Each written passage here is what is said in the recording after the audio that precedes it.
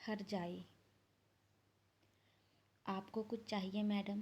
Air hostess نے آ کر اسے پوچھا۔ اس نے سیٹ کی پشت سے سر اٹھایا، اپنی آنسوؤں سے بھیگی پلکیں صاف کی اور ایئر ہوسٹس کی طرف دیکھ کر نفی میں سر ہلایا۔ ایئر ہوسٹس مسکرا کر آگے بڑھ گئی۔ وہ دوبارہ سیٹ کی پشت پر سر ٹکائے اپنے ماضی کے بارے میں سوچنے لگی۔ صبا جمیل اپنے ماں باپ کی سب سے چھوٹی اولاد اور بہن بھائیوں کی لاڈلی بہن تھی۔ سب سے بڑی بہن نور، پھر زین العابدین، تیسرے نمبر پر علی رضا اور سب سے چھوٹی صبا تھی۔ چھوٹی ہونے کی بنا پر گھر بھر کی لاڈلی تھی۔ صبا بچپن سے ہی حساس طبیعت کی مالک تھی اور کافی ذہین بھی تھی۔ اسکول کے زمانے میں سماجی سرگرمیوں میں حصہ لیتی اور بہت سے انعامات جیت کر آتی۔ اپنی جماعت میں بھی ہمیشہ اول آئی۔ سارا گھر اپنی نازک سی گڑیا سے دلی محبت کرتا تھا۔ صبا کے والد جمال الدین ایک سرکاری ملازم تھے۔ ماں نسرین بیگم ایک فائشوار سمجھدار گھریلو خاتون تھی، اس لیے کم تنخواہ میں بھی کافی آسانی سے گزر بسر ہو رہا تھا۔ جمیل صاحب نے اپنی ساری زندگی کام کو ایمانداری سے انجام دیا اور اپنے بچوں اور خود پر حرام کی کمائی کا ایک دانہ بھی حلال نہ کیا۔ وقت گزرتا گیا، بچے بڑے ہو گئے۔ بڑی بہن نور کی ایف اے کے بعد اچھا رشتہ آنے پر جلدی شادی ہو گئی۔ خوبصورتی میں دونوں بہنیں ایک سے بڑھ کر ایک تھیں، اس لیے نور کی شادی پر ہی صبا کے لیے کئی رشتے آئے، لیکن کم عمری کی وجہ سے والدین نے انکار کر دیا۔ وہ چاہتے تھے کہ پہلے صبا اپنی تعلیم مکمل کر لے۔ بڑے بھائی زین العابدین باپ کا ہاتھ بٹانے کو اور اپنی پڑھائی کا خرچہ اٹھانے کے لیے بی کام کے امتحانوں کے بعد چند گھروں میں ٹیوشن پڑھانے لگا اور چھوٹے بھائی علی رضا نے ایک کال سینٹر میں پارٹ ٹائم جاب شروع کر دی۔ اس طرح دونوں بھائی باپ کا سہارا بننے لگے۔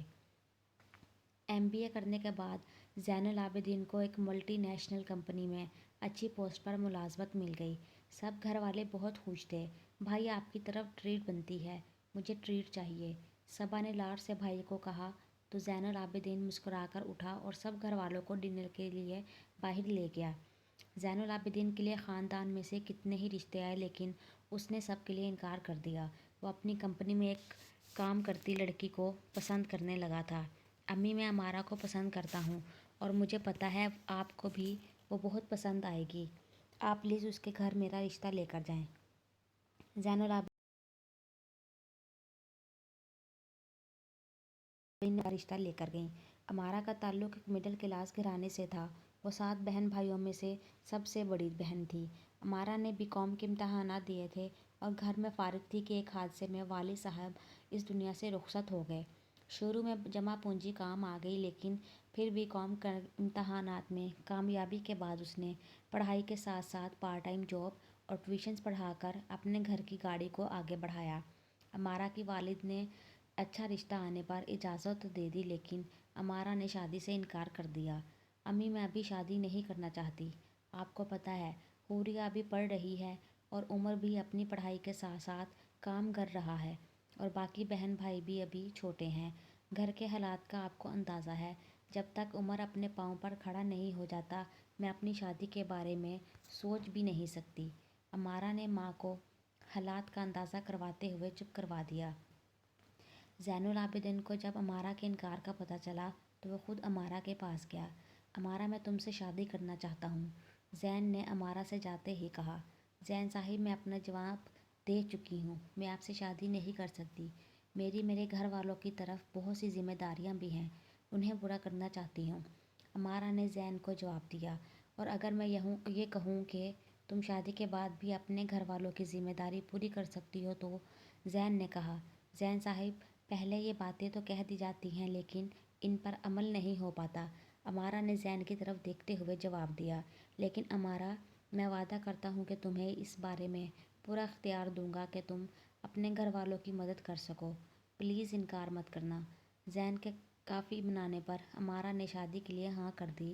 زین کی امارہ سے شادی ہو گئی۔ شادی کے بعد کچھ عرصہ تو سب کچھ ٹھیک تھا، لیکن پھر گھر اور زین کو پورا وقت نہ دینے پر امارہ زین میں نوک جھوک شروع ہو گئی۔ امارہ اپنے سسرال والوں سے بھی بدسلوکی سے پیش آنے لگی۔ جمیل صاحب کی ملازمت ختم ہونے کو آئی تو انہیں ریٹائرمنٹ کا پیسہ ملا۔ امارہ نے زین العابدین سے کہا کہ وہ اپنے باپ سے پیسہ لے کر اپنا الگ بزنس شروع کرے۔ باپ نے بیٹے کی محنت اور ذہانت کو دیکھتے ہوئے پیسے دے دیے۔ اس طرح زین نے اپنا بزنس شروع کر دیا۔ علی رضا نے ایم اے انگلش کرنے کے بعد ایک مقامی کالج میں لیکچرار کی نوکری کر لی۔ گھر میں کافی برکت آنے لگی۔ زین العابدین کا بزنس بھی خوب ترقی کر رہا تھا۔ صبا ایم اے پارٹ 1 میں تھی جب صبا کی والدہ نسرین بیگم نے اپنے بھائی کی بیٹی سونیا سے علی رضا کی نسبت طے کر دی اور شادی کی تیاریاں شروع ہو گئیں۔ شادی میں زین نے اپنی بزنس کی دنیا کے کافی لوگوں کو مدعو کیا اور شادی کے شاندار انتظامات کیے۔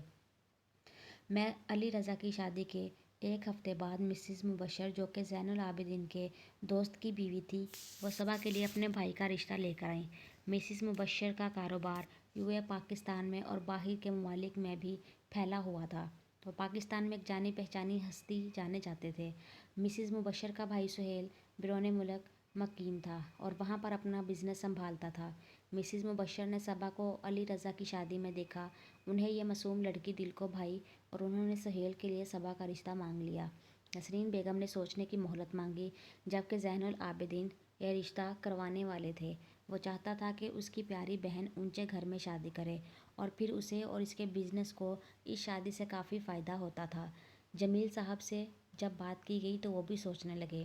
بیگم نسرین چاہتی تھی کہ ان کی بیٹی کا رشتہ بھی انہی جیسے گھرانے میں ہو، کیونکہ وہ اپنی بیٹی کی حساس طبیعت سے واقف تھیں، لیکن زین العابدین ہر ممکن طریقے سے انہیں منانے کی کوشش کر رہا تھا۔ علی رضا کی شادی کو 2 ماہ ہوئے تھے کہ جمیل صاحب اچانک دل کا دورہ پڑنے سے اپنے خالق حقیقی سے جا ملے۔ اس دن پورے گھر میں قیامت کا سماں تھا۔ نسرین بیگم بار بار صدمے سے بے ہوش ہو رہی تھی۔ صبا کا رو رو کر برا حال تھا۔ نور اسے تسلیاں دے رہی تھی۔ خیر، دنیا کے کام تو چلتے ہیں اور جانے والوں کے ساتھ جایا بھی نہیں جاتا۔ نسرین بیگم کی عدت پوری ہوئی تو ایک بار پھر مسز مبشر نسرین بیگم کے پاس صبا کا رشتہ لے کر آئیں۔ دیکھیں جی، مجھے بھی آپ کے دکھ کا اندازہ ہے، لیکن دنیا کے کام تو چلتے رہتے ہیں۔ جمیل صاحب کی بھی یہ خواہش ہوگی کہ وہ اپنی بیٹی کو خوشحال دیکھیں۔ میں ایک بار پھر آپ کے سامنے دامن پھیلا رہی ہوں، اس بار میں خالی ہاتھ نہیں جاؤں گی، مسز مبشر نے نسرین بیگم سے کہا۔ نسرین بیگم خاموش ہو گئیں اور ان سے چند دن کی مہلت مانگی۔ زین العابدین نے انہیں کافی کوششوں اور پہلوؤں کے بعد منا لیا۔ شادی کی تیاریاں شروع ہو گئیں۔ شادی سے ایک ہفتہ پہلے مسز مبشر کا بھائی سہیل پاکستان شادی کے لیے آیا تو نسرین بیگم اس سے ملنے گئی۔ انہیں دیکھنے میں لڑکا اچھا تو لگا، لیکن دل میں کہیں ڈر تھا کہ اپنی لاڈلی بیٹی کو اتنی دور اکیلا بھیجنا پڑے گا۔ خیر، شادی کا دن قریب آیا اور تمام کام خیریت سے انجام ہو گئے۔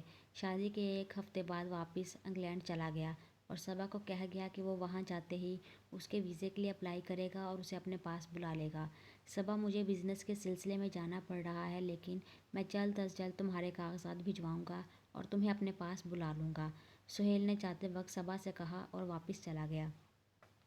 کاغذات کے انتظار میں 6 ماہ کا وقت گزر گیا۔ سہیل روز فون کرتا اور تسلی دیتا کہ وہ جلد از جلد اسے اپنے پاس بلا لے گا۔ آخر کار 1 سال بعد مسز مبشر نے اپنے توسط سے صبا کے کاغذات مکمل کروائے اور اسے انگلینڈ سہیل کے پاس بھیج دیا۔ صبا اکیلی زندگی میں سفر کرنے جا رہی تھی۔ وہ ایئرپورٹ پر ماں اور بہن بھائیوں کے گلے لگ کر بہت روئی۔ سب نے اسے بھیگی پلکوں اور دعاؤں کے سائے میں رخصت کیا۔ ایئرپورٹ پر سہیل صبا کو لینے آیا اور گرم جوشی سے ملا اور اسے اپنے ساتھ اپنے گھر لے جانے لگا۔ سہیل نے صبا کو بتایا کہ وہ ایک نئے شہر میں اپنا بزنس شروع کر رہا ہے اور اس سلسلے میں اسے شہر سے باہر زیادہ وقت رہنا پڑے گا اور صبا گھر پر اکیلی بور ہو جائے گی۔ اس لیے اس نے صبا کو ایک فلیٹ خرید دیا کہ وہ بارونق علاقے میں رہے تو بور نہ ہوگی اور کسی قسم کی پریشانی بھی نہ ہوگی۔ فلیٹ ایک پاکستانی سوسائٹی میں لیا۔ سہیل 1-2 دن اس کے ساتھ رہا اور پھر بزنس کا کہہ کر چلا گیا۔ صبا فلیٹ میں ایک دم اکیلی ہو گئی۔ سہیل روز اسے فون کرتا اور اس کی خیریت دریافت کرتا۔ صبا سوچتی کہ اگر اسے یہاں بھی اکیلا رہنا تھا تو وہ پاکستان میں ہی ٹھیک تھی، وہاں اس کے اپنے تو موجود تھے، یوں یہاں ہر چہرہ ناآشنا تھا۔ صبا نے ارد گرد کے فلیٹس کی خواتین سے دوستی کر لی۔ وہ سب پاکستانی تھیں، چند ایک فیملیز انڈین بھی تھی۔ صبا کا خوب دل لگا رہتا تھا۔ صبا کو انگلینڈ آئے ہوئے 8 ماہ ہو رہے تھے اور اب سہیل مہینہ مہینہ گھر نہیں آتا تھا اور ہفتے بعد کال کرتا تھا۔ صبا اداس تو بہت تھی، لیکن اس نے اپنی ماں کو کچھ نہ بتایا۔ وہ انہیں پردیس بیٹھے ہوئے دکھ نہیں دینا چاہتی تھی۔ مسز ندیم سے صبا کی کافی اچھی دوستی ہو گئی۔ ان کے 2 جڑواں بچے تھے۔ صبا ان سے بہت پیار کرتی تھی۔ مسز ندیم نے ویکینڈ پر سیر کرنے کا پروگرام بنایا اور صبا کو بھی اپنے ساتھ لے لیا۔ یہ لوگ اپنی سوسائٹی سے دور نئے بنے ایک پارک میں آئے۔ وہاں بے شمار جھولے لگے تھے اور لوگ اپنی فیملیز کے ساتھ موجود تھے۔ صبا نے مسز ندیم کا بیٹا علی پکڑ رکھا تھا اور اسے ایک طرف لیے ایک جھولے کی سمت بڑھی کہ اسے رش میں سہیل نظر آیا۔ اس نے دوبارہ مڑ کر دیکھا تو سہیل ایک 8 سال کے بچے اور 6 سال کی بچی کا ہاتھ پکڑ کر ایک جھولے کی سمت بڑھ رہا تھا اور بچے اسے پاپا کہہ رہے تھے۔ صبا کو اپنی سماعت پر دھوکہ محسوس ہوا اور وہ تھوڑی آگے تصدیق کے لیے بڑھی تھی کہ سہیل کے پاس ایک انگریز لڑکی آ کر رکی اور اس کا ہاتھ پکڑ کر کہنے لگی، ڈارلنگ، مجھے بھی اس جھولے میں بیٹھنا ہے، آؤ تم بھی بچوں کے ساتھ اس جھولے میں بیٹھو، بہت مزہ آئے گا۔ یس پاپا یس، بچے بھی بولنے لگے اور سہیل مسکراتے ہوئے اپنی ٹکٹ لینے چلا گیا۔ صبا کے ارد گرد دھماکے ہونے لگے۔ بڑی مشکل سے وہ مسز ندیم کے پاس پہنچی اور انہیں گھر چلنے کو کہا۔ مسز ندیم بھی اس کی حالت دیکھتے ہوئے فوراً نکل پڑیں۔ گھر آ کر صبا پھوٹ پھوٹ کر روئی اور اٹھ کر اپنا سامان پیک کرنے لگی۔ اس نے ایئرپورٹ فون کر کے اپنی سیٹ کنفرم کروائی اور پہلی فلائٹ پر پاکستان کے لیے روانہ ہو گئی۔ جاتے وقت وہ فلیٹ میں سہیل کے لیے خط چھوڑ گئی۔ سہیل، مجھے نہیں پتا تھا کہ ایک پاکستانی مجھے پردیس میں اتنا بڑا دھوکہ دے گا۔ مجھے تمہاری بیوی اور بچوں کے بارے میں علم ہو گیا ہے اور میں واپس پاکستان جا رہی ہوں کیونکہ اب یہاں میرے رہنے کا کوئی مقصد نہیں۔ تم اپنی بیوی بچوں کے ساتھ خوش رہو اور ہو سکے تو جلد از جلد مجھے طلاق کے پیپرز بھجوا دینا۔ صبا جمیل۔ میم پلیز، پاکستان آ گیا ہے، آپ اپنا سامان لے لیجئے۔ ایئر ہوسٹس صبا کے پاس آئی اور صبا سوچوں سے واپس نکل گئی اور اپنا سامان اٹھا کر ایک کٹھن سفر کے لیے اپنے پیاروں کے پاس جانے لگی۔